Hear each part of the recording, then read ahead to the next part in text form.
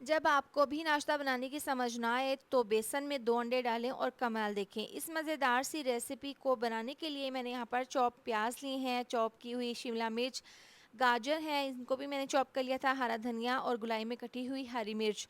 आधा आधा कप ये तमाम सब्जियां हैं। 2 कप बाउल में डाल देंगे बेसन, इसको मैंने छान लिया था, और 2 अदद अंडे डालकर इसको मिक्स कर लेंगे।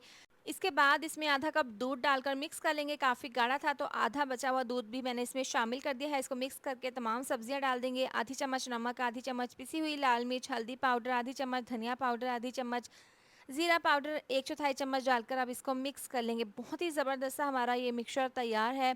और इस पॉइंट पर अगर आपको वीडियो ज़रा सी भी पसंद आ रही है तो वीडियो पर प्यार सा कमेंट लाजमी कर दिया करें। 4 चम्मच ऑयल डालकर इसको मिक्स कर लेंगे। ज़बरदस्त सा हमारा ये मिक्सचर तैयार है। पैन में डाल देंगे 2 चम्मच ऑयल, ब्रश की मदद से ऑयल लगा देंगे और यहाँ पर 1 कप सेट कर लें या फिर बड़ा चम्मच। इस तरीके से ये डालकर इसको पराठे की शेप दे दें और एक साइड से इसको पकने के लिए रख दें स्लो आंच पर।